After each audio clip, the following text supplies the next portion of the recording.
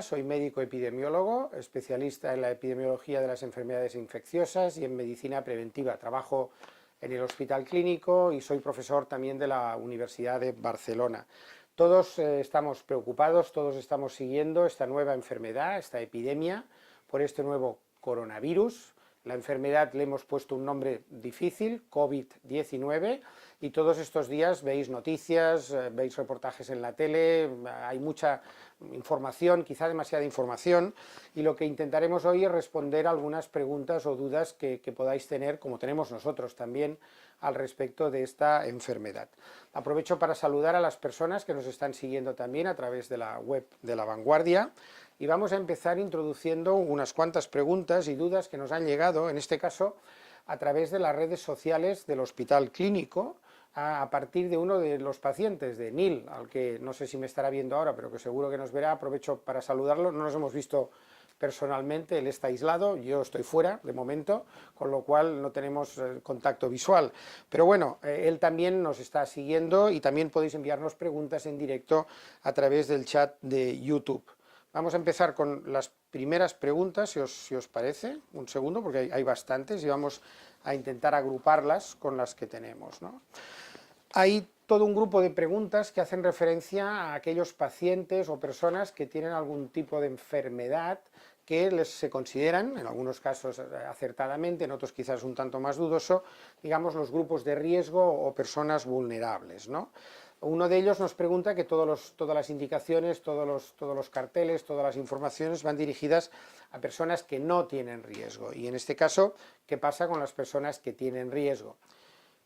Todo lo que os voy a contar esta tarde o las preguntas que vamos a responder parten de la situación que tenemos hoy en Cataluña y en España, donde el coronavirus circula, es cierto, pero todavía con pocos casos, la mayoría de ellos lo que denominamos casos importados.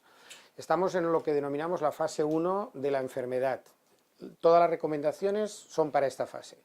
Si más adelante, no sabemos cuándo, ni tan solo si pasamos a otra fase, alguna de estas recomendaciones puede cambiar. Pero hoy las recomendaciones y lo que está suficientemente demostrado son las que os voy a decir. En principio, las personas que hoy se consideran vulnerables, se pregunta mucho, por ejemplo, por personas que tienen asma, en principio tienen que seguir exactamente las mismas precauciones que la población general.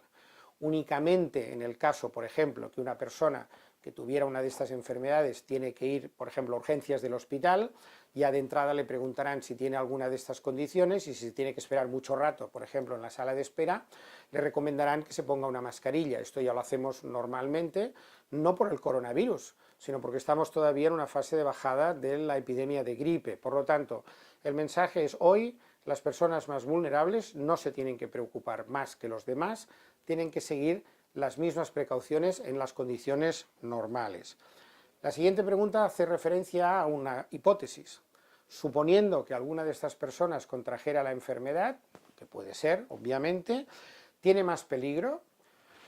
Por lo que sabemos de los más de 85 o 90.000 casos que hay en China, que son los datos fundamentales, se sabe que el 80% de los casos de enfermedad son leves, por lo tanto esto es una buena noticia. 8 de cada 10 casos no serán nada diferente a un simple resfriado o, por entendernos, un cuadro respiratorio, un poco de fiebre, quizá mocos, dolor de garganta y nada más.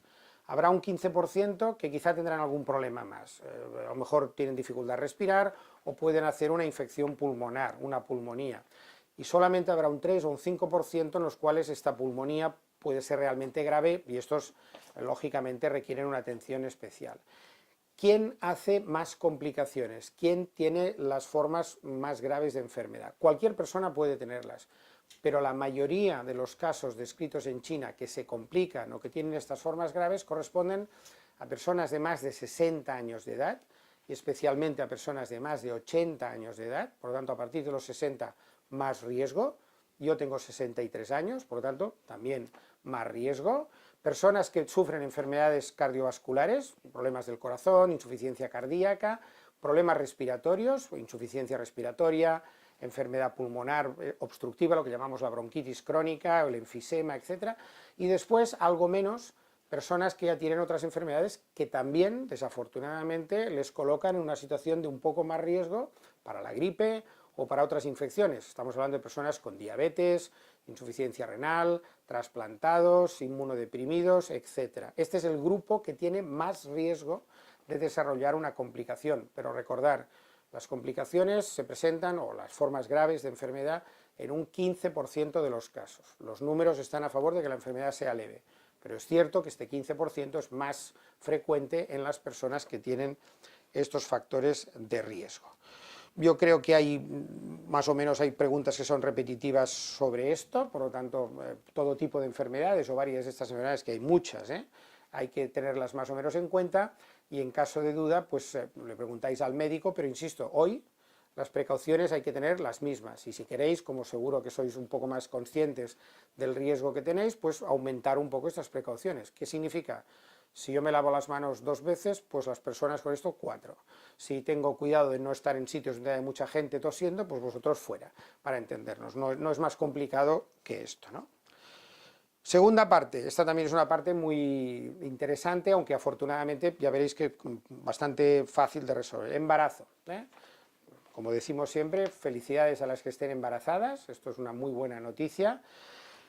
En China hay pocos datos de mujeres embarazadas que han sufrido la infección. Pensar que de, insisto, 90.000 casos, de momento solo se han comunicado apenas 150 casos de infección en mujeres embarazadas. Dos cosas. Las mujeres embarazadas tienen menos riesgo que la población general de sufrir estas complicaciones, de manera que las mujeres embarazadas caerían dentro de los grupos que tienen menos complicaciones. Esto es una buena noticia. Y todavía hay una mejor noticia, que es que en los casos, no demasiados, pero que se ha estudiado bien, el virus, si la madre lo contrae durante el embarazo, no alcanza, no traspasa la placenta, no llega al feto, de manera que los niños, cuando nacen, no tienen infección por el coronavirus. Aunque la madre esté infectada por el coronavirus, el niño, por decirlo de alguna manera, no sufre, no hereda, para entendernos, la enfermedad. Poca cosa más. Durante el embarazo, pues las mismas precauciones que todos. También hay una pregunta respecto a la lactancia. La lactancia en sí, no hay datos suficientes, pero parece que el coronavirus no pasa a la leche materna, no hay casos de contagio del niño, del bebé, del lactante, a partir de la leche materna, pero si la madre está infectada y se acerca al niño, lo tiene durante mucho rato, evidentemente le respira encima, etcétera, etcétera, sí que se han descrito casos de contagio de la madre al niño por proximidad, no por la leche materna, lo cual tiene toda la lógica y todo el sentido, ¿no? Pasamos a una segunda parte, si me permitís voy a beber un poco de agua, porque vamos a hablar de la parte general. Hay varias preguntas del contagio y el tratamiento.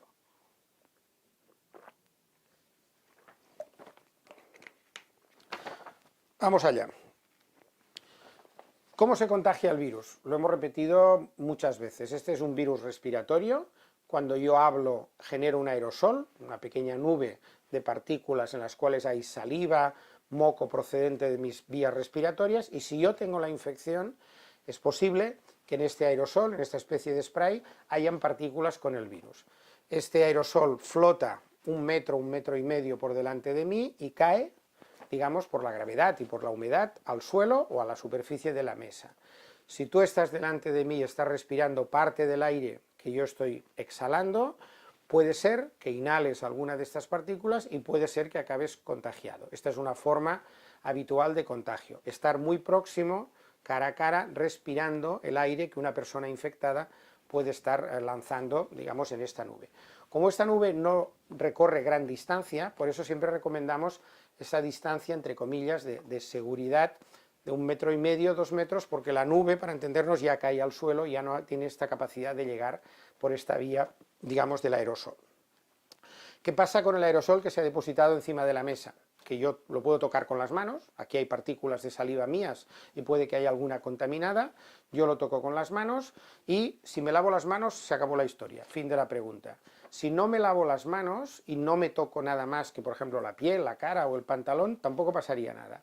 El problema es que con los dedos contaminados y sin lavar, me tocara el ojo, me metiera el dedo en la nariz, cosa que no es muy recomendable, o me chupara el dedo, cosa que tampoco es nada recomendable. ¿Qué diferencia hay entre la piel y las mucosas?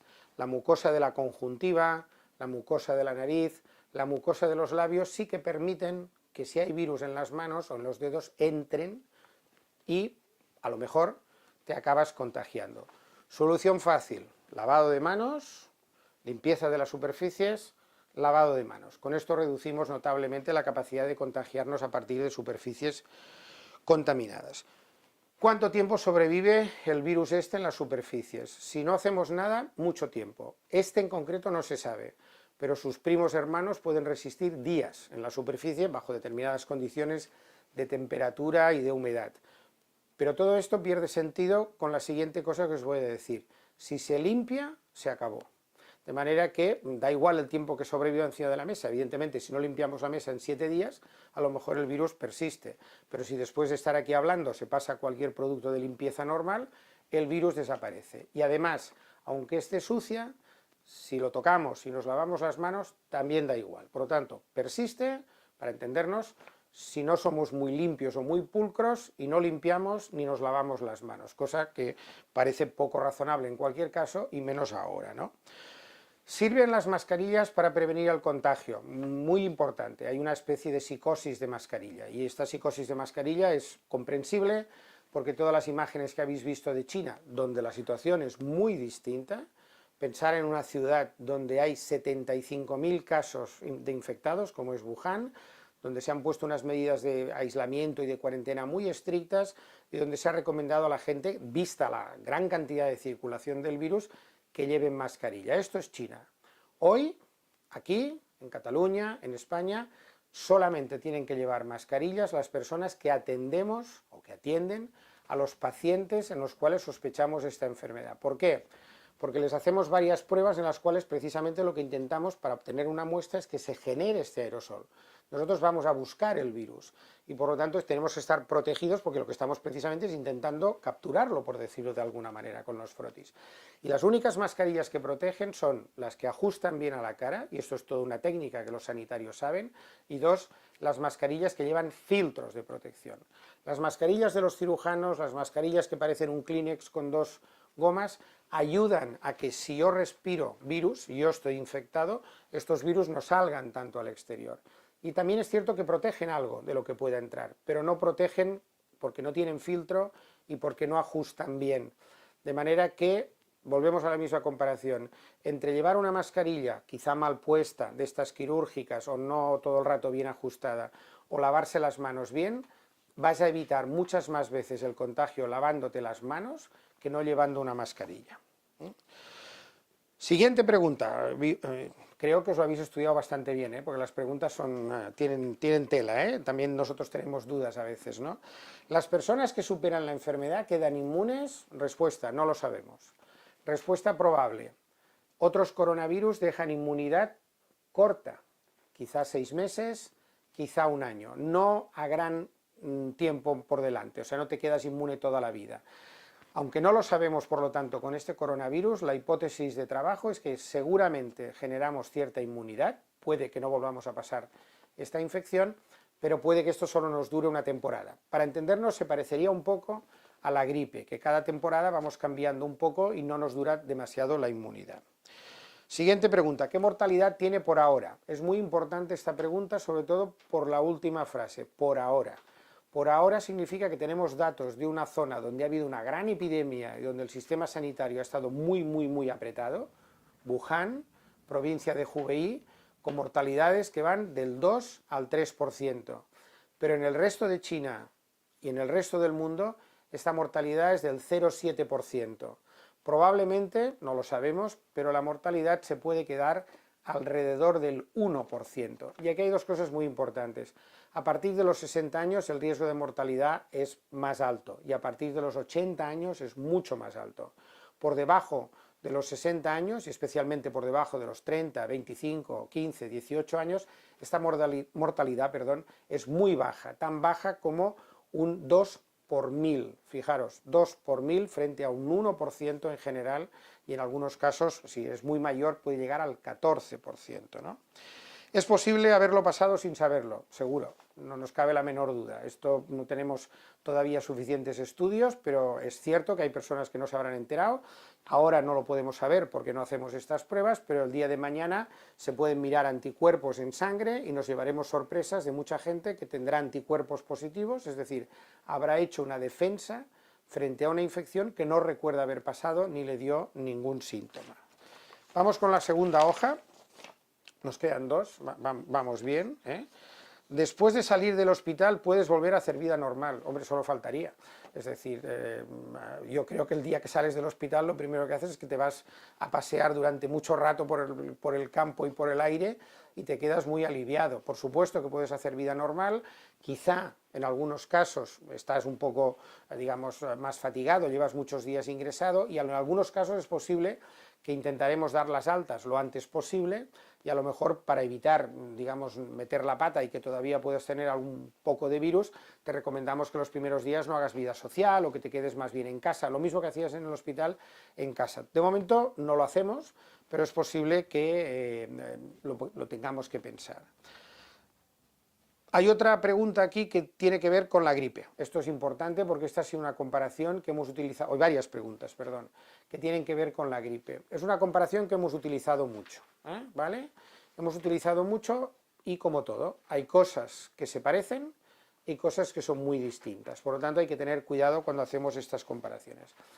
Tiene el mismo poder de transmisión o se transmite igual que la gripe. Con los números que tenemos ahora, y esto se va ajustando con el tiempo, parece que se puede transmitir tan bien, o por lo menos diríamos casi igual, que el virus de la gripe. Esto es una mala noticia porque significa que puede haber un riesgo importante de contagio.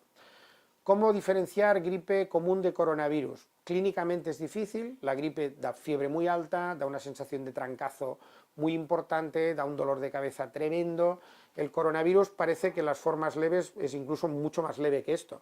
Un poco de tos seca, un poco de dolor de cabeza y apenas fiebre. Por lo tanto, en este sentido, una gripe no complicada parece más grave o tiene síntomas más molestos incluso que el coronavirus no complicado, para entendernos, ¿no?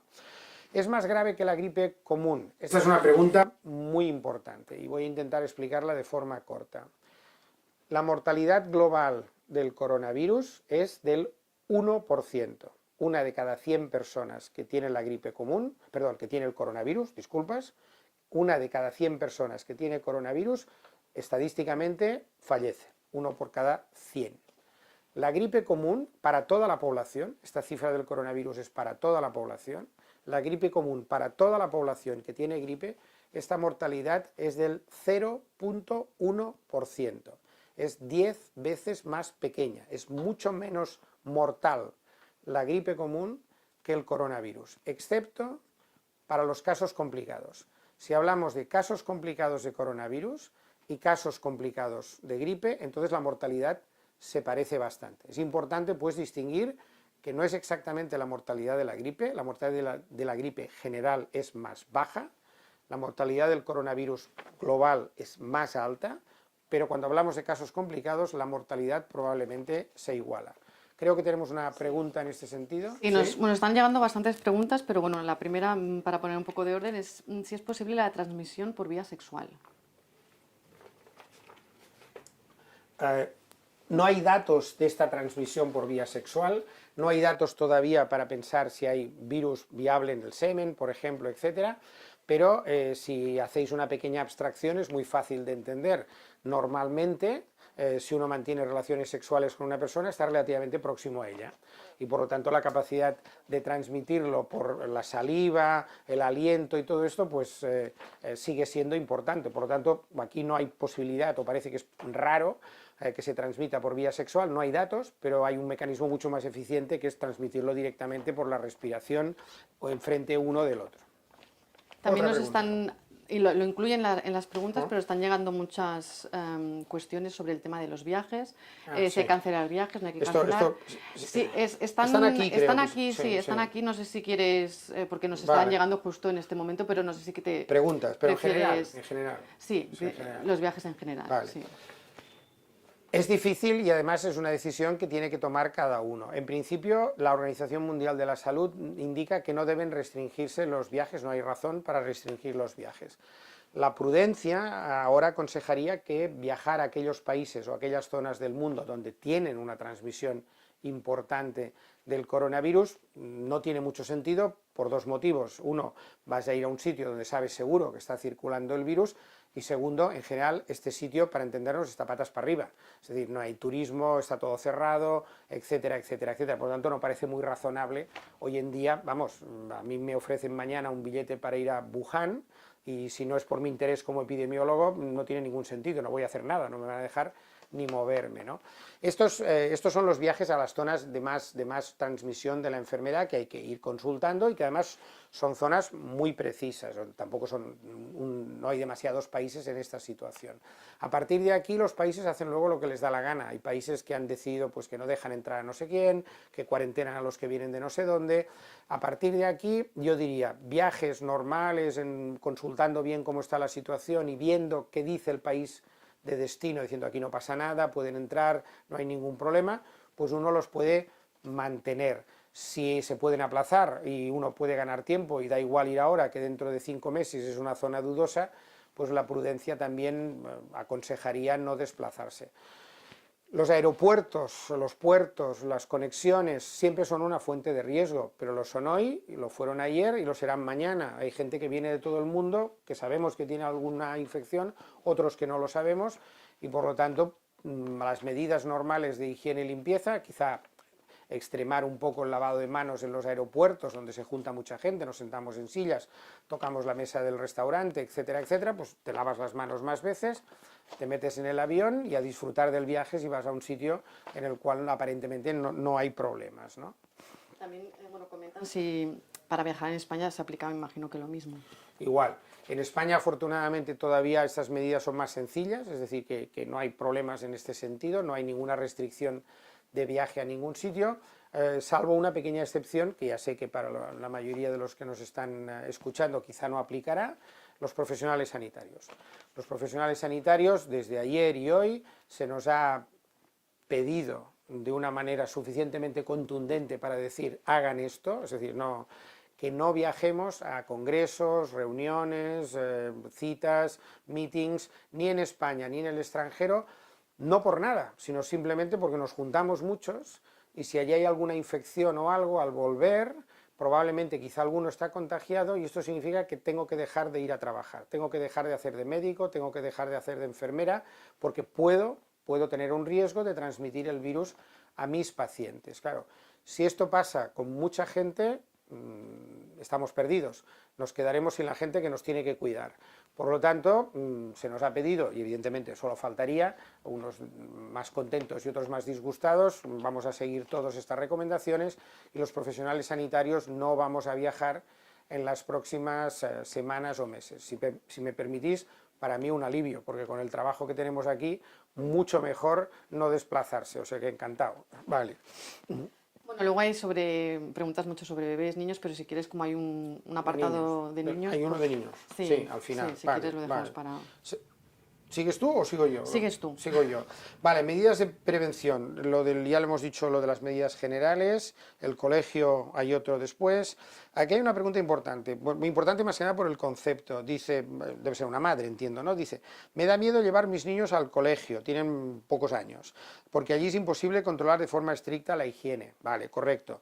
Hay dos cosas. Dice, ¿debería preocuparme? Yo creo que no, especialmente ahora el virus no está circulando y cuando hablemos de los niños intentaremos explicar lo que sucede con los niños, pero hay una pregunta que sí que me interesa. ¿Por qué aquí no cierran los colegios? Yo te diría, ¿por qué aquí no cierran los colegios ahora o hoy? Porque la situación aquí, ahora, hoy, y aquí, ahora, hoy significa en Barcelona, a lo mejor la situación en Torrejón de Ardoz es diferente, o la situación en Vitoria es diferente, hoy mismo, aconseja que esta es una medida que no es proporcionada. No tenemos suficiente circulación del virus como para pensar que cerrando los colegios vamos a obtener un beneficio. Cuando esto suceda, cuando hayan situaciones especiales que digas, esto tiene pinta de que puede ir por aquí y ahora la medida de cerrar el colegio tiene sentido, bien consensuada, bien explicada, con una duración razonable, explicada, esta es una medida, como otras muchas, que se contemplan si las condiciones, no las de hoy, si las condiciones cambian. Para entendernos, vamos a Italia. En Italia, en muchas zonas de Italia, ya tienen estas condiciones. Y hoy precisamente, o ayer creo, dieron la instrucción de cerrar los colegios. No estamos en la misma situación. ¿Llegaremos? No lo sabemos. ¿Cuándo? Tampoco lo sabemos. Por lo tanto, a tenerlo presente y a esperar. Más. Sí, hombre, esta es fundamental. Dice, si tenemos síntomas de resfriado y no hemos tenido contacto con nadie con el coronavirus, ¿debemos acudir igualmente al hospital para que nos hagan las pruebas? ¿Me veis bien? No. Es decir, no, no y no. ¿Qué tengo? Tengo un resfriado. Y un resfriado no vas al hospital. O sea que, a ver, tampoco pasa nada. No, me quedo en casa, una suerte, 3 o 4 días descansando, a ver la tele, a seguir alguna serie de Netflix, a moquear y a los 4 días a trabajar otra vez. Esto es un resfriado, no pasa nada, ¿no? Esta también me relaciona a un pequeño comentario. ¿Crees que son adecuadas las medidas que se están tomando, cancelando actos importantes y congresos, o crees que es exagerado? Es la explicación que he dicho antes. Se puede plantear, de hecho, mis colegas del Ministerio y de las consejerías están todos mirando a ver qué se puede cancelar, qué no se puede cancelar, hay muchas dudas al respecto, y cuándo y cómo hacerlo. Pero hoy por hoy no se ha cancelado, salvo para los médicos y las enfermeras y el personal sanitario, no se ha cancelado nada especial, excepto estos grandes acontecimientos internacionales, el Mobile, que nos supuso un lío aquí en Barcelona, pero por ejemplo, la misma semana no se canceló una feria importante, creo que de videojuegos o de cosas, digamos, de audiovisuales en Holanda. Fue mucha gente y en Holanda no tienen ningún caso de coronavirus más allá. Aquí no hemos tenido Mobile y la semana que no hemos tenido Mobile nos han llovido coronavirus de Italia. No podíamos prever ni una cosa ni la otra, por lo tanto las decisiones se toman con la información que tienes y en el momento que la tienes. Hoy por hoy estas decisiones son correctas, ¿no? ¿Está preparado nuestro sistema sanitario para tratar tantísimos casos? Aquí la palabra clave es tantísimos casos, ¿no? Tantísimos suena muy mal. La respuesta que dices, hombre, tantísimos va a ser que no, ¿no? Muy importante. Estamos preparados para hacer frente a las cosas razonables y un poco más allá. No estamos preparados, no hay ningún sistema sanitario del mundo que esté preparado, para entendernos, exagerando, para que toda la población se ponga enferma en una semana. Esto es imposible, no hay nadie que lo aguante, no es proporcionado. Sí que estamos preparados para hacer frente a los casos graves, para intentar ver cómo nos adaptamos y sufriremos una sobrecarga de trabajo si nos vienen casos más graves. No estamos nunca sobrados ni de personal ni de camas, no somos un sistema sanitario en el cual digamos aquí nos sobra de todo y cuando vengan más abrimos 2 salas y encantados. No es así. Sabéis que cada año durante la gripe se saturan los hospitales, aparecemos en las noticias, etcétera, etcétera, etcétera. Vale. ¿Qué es lo que hemos de intentar? Que esto no nos caiga como una bomba encima de la cabeza en poco tiempo. Con lo cual hemos de intentar, con estas medidas que esto de lavarse las manos, esto hace que la epidemia, si entra, vaya un poco más despacio. Si en un momento determinado se deciden tomar medidas para, por ejemplo, cerrar los colegios o suspender las clases, lo que se intenta no es parar el virus, que también, se intenta parar el virus o por lo menos ganar tiempo. Fijaros, no es lo mismo recibir 1000 enfermos graves un día que 1000 enfermos graves en 10 días.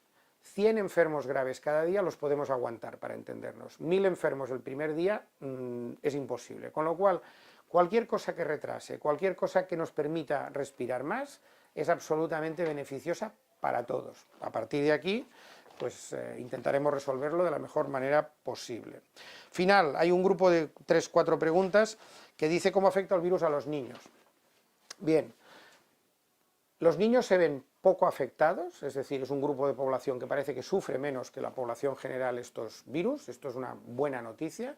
Segundo, todavía mejor noticia, hay muy pocos casos graves entre los niños, la mayoría de los casos, prácticamente todos, son este tipo de enfermedad leve, que hemos dicho, quizá el resfriado, los 2 mocos y fiebre. Y finalmente, ya lo hemos comentado antes, la mortalidad en los casos, personas de menos de 18 años de edad, que ya no son todos niños, sino niños y jóvenes, es muy baja. Por lo tanto, todo eso son buenas noticias. ¿Se pueden infectar? Sí, pero generalmente, como os he dicho, enfermedad leve, poco frecuente y casi nunca asociada a complicaciones. Esto es una buena noticia. Y hay dos más, pone, si tenemos las defensas bajas, ¿sirve de algo tomar vitaminas para estar preparados en caso de contagio? Las vitaminas no protegen del contagio de nada. Otra cosa es, cuanto mejor salud tenga, más números tengo de superar cualquier enfermedad. Perfecto. Por lo tanto, dieta saludable, un cierto grado de ejercicio físico, no fumar, no beber alcohol, etcétera, etcétera, lo que llamamos esta vida así más triste, pero más sana, si queréis vosotros, es lo que nos puede colocar en una mejor situación para hacer frente a cualquier infección. Y los suplementos vitamínicos, que con una dieta normal no son especialmente necesarios para la inmensa mayoría de las personas, pues pueden ayudar, o por lo menos en general daño no hacen, pero no penséis que por tomar más vitaminas o estas cosas vais a estar protegidos del coronavirus. Quizás estaréis un poco mejor nutridos y tendréis mejores niveles de vitaminas, pero nada más. Y la última, al menos de la lista esta, es si eres fumador tienes más riesgo. Si eres fumador tienes riesgo de hacer bronquitis crónica, de tener un infarto de miocardio y de morirte de un cáncer de pulmón. Y además de sufrir más grave la infección por coronavirus. Por lo tanto, deja de fumar. Más preguntas. Nos han llegado ahora referentes a si hay un positivo, quién es contacto de esta persona y cómo se investiga. Esto es nuestro trabajo, o parte de nuestro trabajo, que es a todos nos gusta mucho lo que hacemos, pero esta es una de las partes de trabajo más interesantes y más complicadas. Aparece un caso, ¿no? Yo vengo de aquí, vengo de allá, he estado aquí, tenemos que hacer las pruebas, vale, me hacen las pruebas y me salen positivas. Yo soy un caso.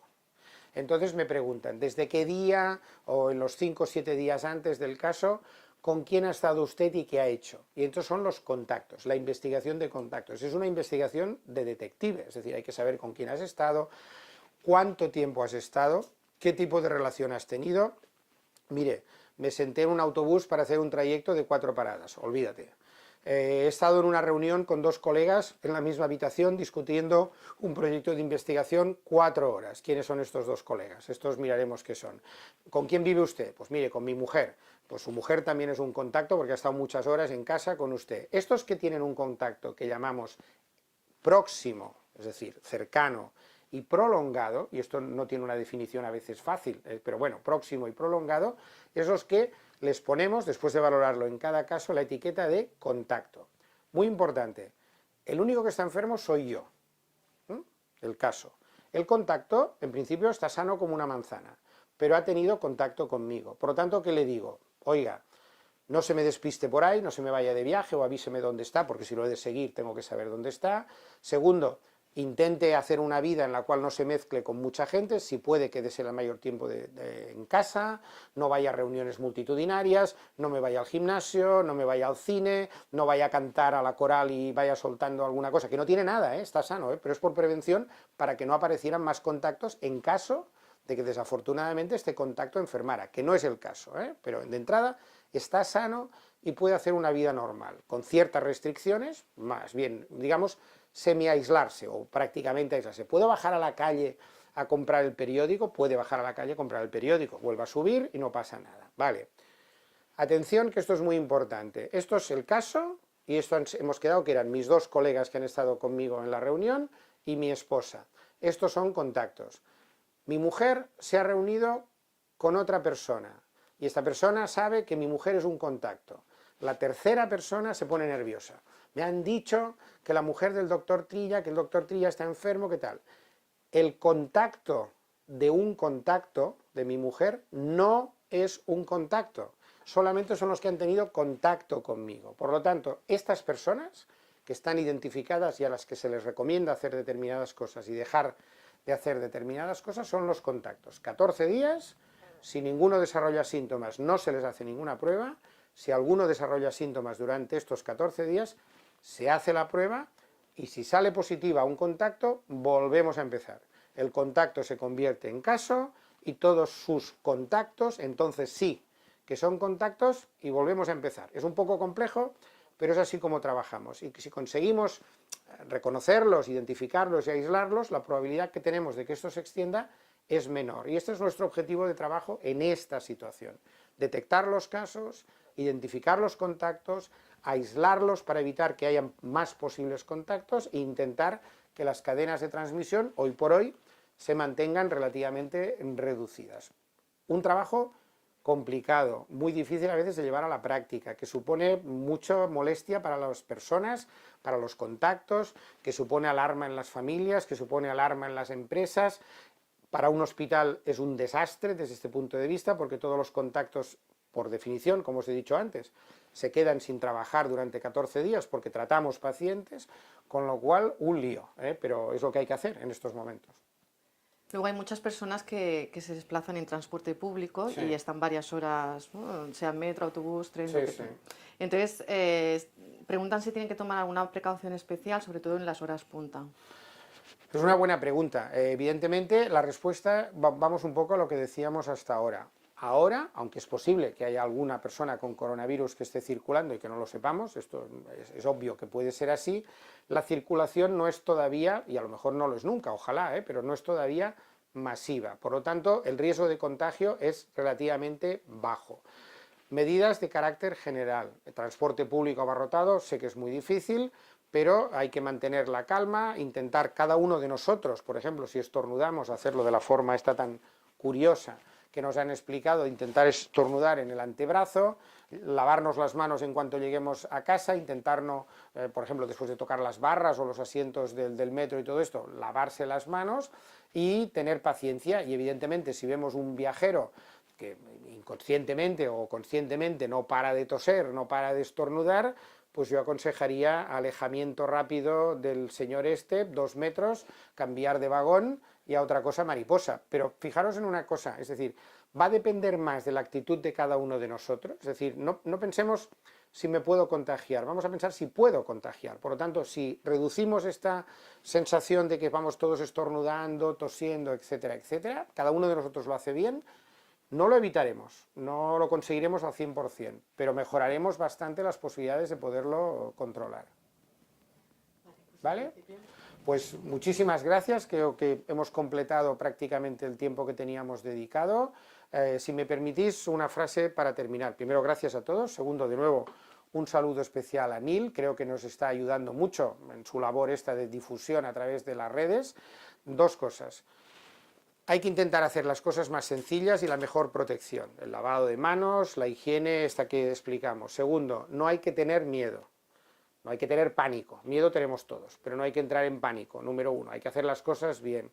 Hay que creer a la ciencia, nosotros no tenemos la verdad, a veces hay cosas que no sabemos, incluso a veces nos contradecimos entre nosotros, pero tenemos un sistema de trabajo en el cual intentamos demostrar los hechos. Y los hechos es lo único que nos puede determinar si una cosa se parece más a la verdad o no, o se aleja de esta verdad. Y por lo tanto no hay que hacer caso a rumores, no hay que hacer caso a cosas extravagantes o incluso interesadas que a veces se difunden por diferentes medios. Y si me permitís, yo me aislaría un poco de tanta noticia del día a día, que es un lío, y que ahora uno, ahora dos, ahora tres, ahora un colegio, y me fijaría un poco en cómo van las cosas a largo plazo. Es bueno alejarse un poco, es bueno saber las informaciones de fuentes oficiales, el Ministerio, la Organización Mundial de la Salud, tiene mucha más perspectiva y la vida continúa y hay que seguir trabajando con normalidad. ¿Alguna precaución más? Lavado de manos, etiqueta respiratoria y a ir tirando.